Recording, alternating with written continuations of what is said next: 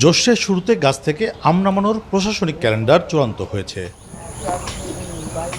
Calendar অনুযায়ী 15 মে গুটিজাত দিয়ে শুরু, 22 থেকে 30 মে ধাপে ধাপে নামানো যাবে গোপালভোগ, লক্ষণভোগ, রানী পছন্দ ও হিমসাগর। জুনে ল্যাংড়ার পর মৌসুমের শেষ অবধি আসবে নানা জাতের আম। আমাদের দেশের মোট চাহিদা রয়েছে 22 লক্ষ মেট্রিক টন এবং আমাদের উৎপাদন হবে 27 লক্ষ মেট্রিক টন।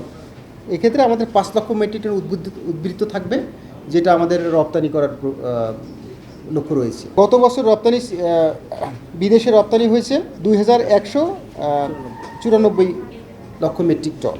জেলা প্রশাসন বলছে, ঘোষিত ক্যালেন্ডারের আগে কেউ আম নামালে ব্যবস্থা নেওয়া হবে। তদারকি করবেন উপজেলা নির্বাহী কর্মকর্তারা। এবারও সড়কে হাট বসতে না দেওয়ার সিদ্ধান্ত জেলা প্রশাসনের। প্যাকেজিং ইন্ডাস্ট্রি থেকে শুরু করে আরও অনেক রিলেটেড ইন্ডাস্ট্রি করে আমরা এই আমকে বিদেশে রপ্তানি করতে পারি। এইখান থেকে রাস্তার উপরে কোনো হাট আমরা বসতে দেওয়ার জন্য অপারক, রাস্তায় বসতে দিতে চাই না।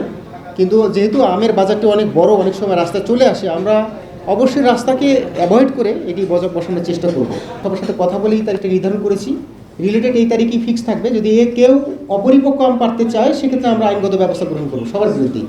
তবে ভালো আম পেতে ক্রেতা বিক্রেতা দুপক্ষকেই ম্যাঙ্গো ক্যালেন্ডার মেনে চলার পরামর্শ ফল গবেষকদের। ম্যাঙ্গো ক্যালেন্ডার প্রকাশ করা হয় মূলত কনজিউমারদের চিন্তা ভাবনা করে, অর্থাৎ যারা ভোক্তা তারা যেন ভালো মানের আম পায় এবং পরিপক্ক আম পায়। তার কারণ আমাদের এখনও অনেক অসদায়ী ব্যবসায়ের কারণে সাধারণত দেখা যায় যে আর্লি হারভেস্টিংয়ের কারণে আমের গুণগত মানটা ঠিকমতো পাই না এবং কোয়ালিটি আম পাই না।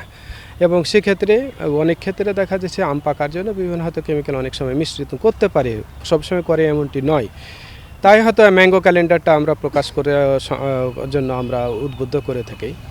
রাজশাহীতে এবার 19,062 হেক্টর জমিতে আম উৎপাদনের লক্ষ্যমাত্রা ধরা হয়েছে 2,43,993 মেট্রিক টন। কাজী শাহেদ, দেশ টিভি, রাজশাহী।